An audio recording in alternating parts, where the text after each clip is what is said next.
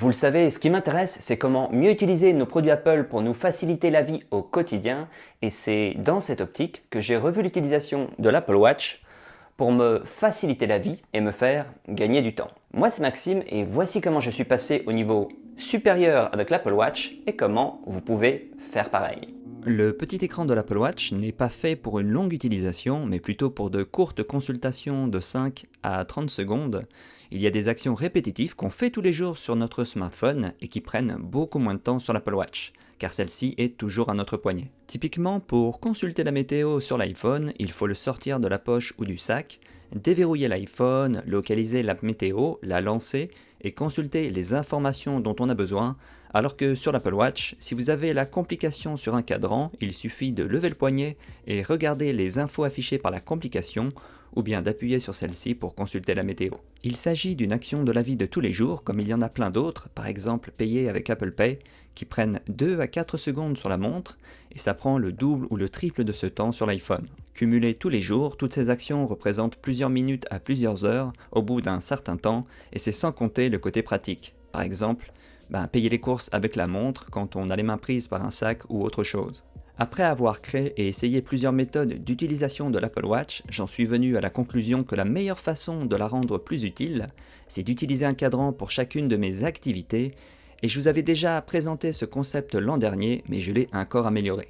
La plupart des utilisateurs d'Apple Watch vont utiliser un ou deux cadrans, mais je suis allé beaucoup plus loin en créant un cadran optimisé pour chacune de mes activités, et dans mon cas, j'ai 5 cadrans différents, un pour le travail, un pour le sport, un pour la maison quand je ne travaille pas, un autre pour quand je me balade à l'extérieur et enfin un dernier dédié au voyage.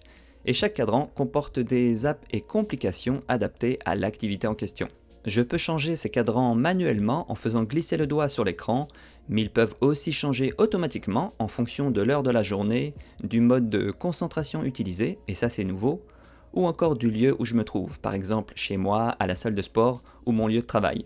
Si ça vous intéresse de savoir comment faire en sorte que le cadran change automatiquement sur votre Apple Watch, je vous conseille ma vidéo sur le sujet dont le lien est en description.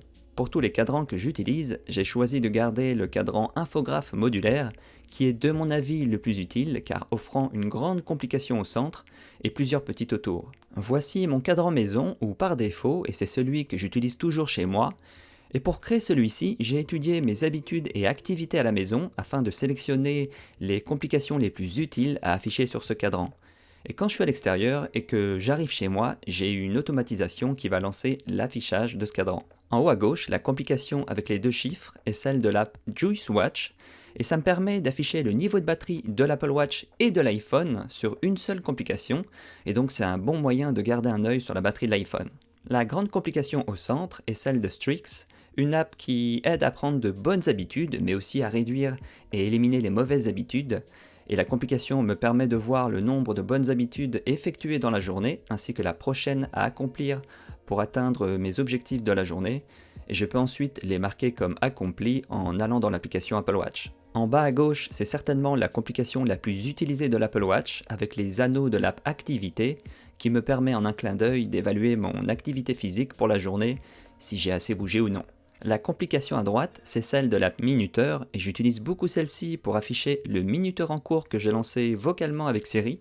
Par exemple, quand je cuisine et que je mets quelque chose sur le feu ou dans le four, je vais automatiquement lancer un minuteur avec Siri, et quand il arrive au bout, la montre vibre et sonne pour me prévenir de ne pas faire cramer mon plat. J'utilise beaucoup WhatsApp pour échanger avec les amis et la famille, et donc j'ai ajouté une complication à droite qui lance l'app appelée WhatsApp, laquelle me permet d'utiliser WhatsApp sur la montre pour consulter les derniers messages et y répondre rapidement en dictant un message avec le micro de l'Apple Watch. Ensuite, il y a mon cadran dédié au travail et il s'affiche automatiquement quand je lance le mode de concentration appelé travail sur mon iPhone ou iPad, et dès que je quitte ce mode de concentration, ça remet automatiquement mon cadran maison.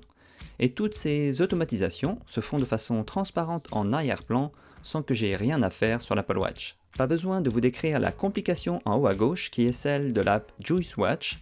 Et au centre, j'affiche la prochaine activité sur mon emploi du temps pour la journée avec la complication de l'app calendrier d'Apple. Et un appui sur cette complication me permet de consulter l'ensemble de mon emploi du temps sur la journée. Comme ça, pas besoin de sortir mon iPhone.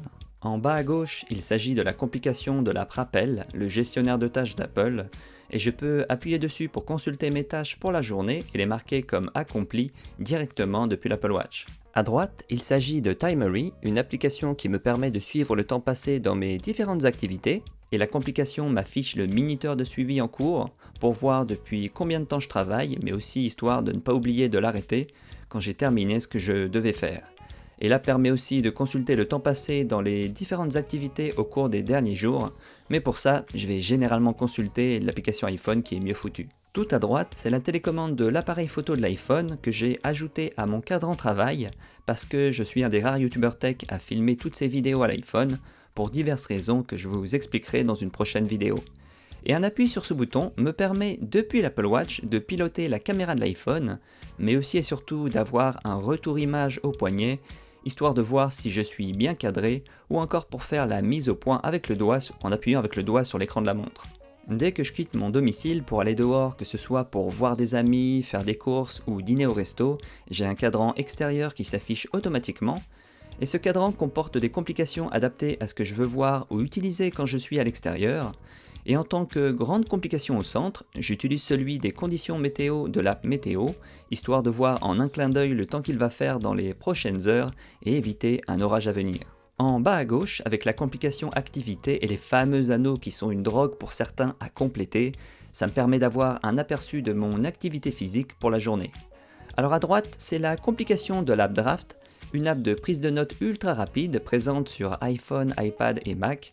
Et en appuyant sur la complication, je peux dicter une idée ou une pensée avec le micro de l'Apple Watch et ensuite retrouver le texte sur mon iPhone et iPad ou même le Mac. Parce que en fait, j'ai souvent de bonnes idées qui me viennent quand je suis en train de marcher dans la rue, et si je les note pas tout de suite, je risque de les oublier.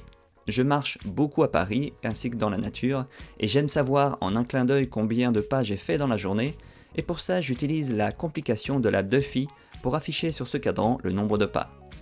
Et dès que je reviens chez moi, la montre va lancer une automatisation pour afficher mon cadran maison. Passons maintenant à mon avant-dernier cadran, celui dédié au sport, et je l'affiche manuellement quand je fais une séance de sport, que ça soit de la musculation ou du cardio, et pour suivre l'évolution de mon rythme cardiaque en continu pendant une séance d'exercice, j'utilise la grande complication de l'app Heart Analyzer, qui affiche une courbe cardiaque avec mon rythme cardiaque sur les dernières heures. Pas besoin de vous présenter la complication avec les 3 anneaux, et à droite c'est celle de l'app exercice. En appuyant sur celle-ci, je peux rapidement lancer une séance dans l'app exercice, et quand un exercice est en cours, il y a une animation visuelle avec un petit bonhomme en train de courir. Enfin, tout à droite, j'ai choisi d'afficher le nombre de pas et la distance parcourue dans la journée en utilisant une complication de l'app StepsApp, et ça m'évite de devoir lancer l'app activité pour connaître ces données bien utiles, notamment lorsqu'on pratique une activité physique à l'extérieur comme de la course à pied ou du vélo. Avant de vous montrer mon cadran voyage, je tiens à vous présenter une application iPhone que j'utilise souvent à l'étranger et qui est aussi le partenaire de la chaîne cette année et me permet de vous proposer cette vidéo en toute indépendance. Il s'agit de Surfshark, un VPN qui me permet d'accéder au catalogue étranger des services de streaming ou encore pour regarder des émissions françaises lorsque je me trouve à l'étranger. Je m'en sers aussi pour réaliser des économies en payant moins cher certains abonnements et pour cela je me localise dans un autre pays où le service est moins cher. Alors Surfshark se démarque des autres VPN avec une nouvelle fonctionnalité Nexus qui vous connecte à un réseau de serveurs offrant une plus grande vitesse en streaming et téléchargement et une meilleure confidentialité avec une adresse IP qui change régulièrement. C'est disponible sur tous vos appareils puisqu'il y a une application iOS, Android, Apple TV, Mac, Windows, Linux ainsi qu'une extension pour Chrome et Firefox. Si Surfshark t'intéresse, je te recommande de passer par le lien dans la description de la vidéo et d'utiliser le code MOBILEDDICT pour bénéficier d'une réduction de 83% pendant une période de 2 ans et 3 mois. Mon 5e cadran, je l'utilise uniquement lorsque je voyage à l'étranger et j'ai recherché et créé ce cadran en réfléchissant à mes besoins lorsque je me trouve dans un pays étranger. Et donc au centre, pour la grande complication, il s'agit de Citymapper, une excellente app pour trouver le chemin le plus rapide en transport en commun pour se rendre à un endroit comme un resto, un musée ou un monument. Et une fois le guidage lancé pour aller à votre destination, la complication va progressivement afficher les changements que vous devez faire et vous guider pour arriver à bon port. Si je voyage hors d'Europe, par exemple aux États-Unis ou dans un pays d'Amérique du Sud, je vais devoir payer dans une devise étrangère comme le dollar. Et pour avoir une meilleure idée du prix en euros, j'ai ajouté un accès rapide vers un convertisseur de devises sur l'Apple Watch, avec la complication de l'app Elk, qui est tout à gauche, et qui est de mon avis le meilleur convertisseur sur Apple Watch. On peut entrer rapidement le chiffre avec la molette et en faisant glisser le doigt latéralement sur l'écran. Et c'est donc assez pratique quand je fais des achats en boutique à l'étranger pour obtenir rapidement le prix en euros. Ensuite, à droite, j'ai ajouté la complication de l'app iTranslate qui me permet de lancer l'app correspondante et d'effectuer une traduction rapidement pour savoir quoi dire dans n'importe quelle langue. Et le plus simple, c'est de dicter avec le micro ce que je veux traduire comme phrase, par exemple du français à l'anglais. Il est même possible de faire en sorte que l'Apple Watch prononce la traduction à voix haute afin de se faire comprendre de quelqu'un. Si je suis à pied ou à vélo dans une ville étrangère, je vais utiliser l'app Plan d'Apple pour me guider avec des vibrations au poignet pour savoir quand tourner à droite ou à gauche. Et c'est pour ça que j'ai ajouté la complication de la Plan à ce cadran. Et donc, ce cadran, je vais l'utiliser principalement pour communiquer et me diriger dans une ville étrangère qui m'est inconnue. Enfin, j'ai un sixième et dernier cadran optionnel lié à une de mes activités préférées en bord de mer, ce qui est la pêche. Et pour pratiquer cette activité en bord de mer, j'ai besoin de quelques informations que j'ai choisi d'afficher sur ce cadran, comme les horaires des marées, le coefficient, la puissance du vent et sa direction, ainsi que l'indice d'exposition aux rayons UV, histoire d'éviter de finir en cochon grillé avec ma peau blanche. Vous le comprenez maintenant, si vous voulez améliorer votre vie avec l'Apple Watch, il faut réfléchir à vos habitudes de vie et activités et créer un cadran adapté pour chacune d'elles, ce qui va vous simplifier la vie et vous faire gagner du temps. Si vous voulez apprendre à configurer votre Apple Watch pour qu'elle change automatiquement de cadran en fonction de l'heure, du lieu ou du mode de concentration utilisé, je vous conseille d'aller voir la prochaine vidéo qui s'affiche à l'écran. Sur ce, c'était Maxime et je te dis à bientôt dans la prochaine vidéo. Allez, ciao!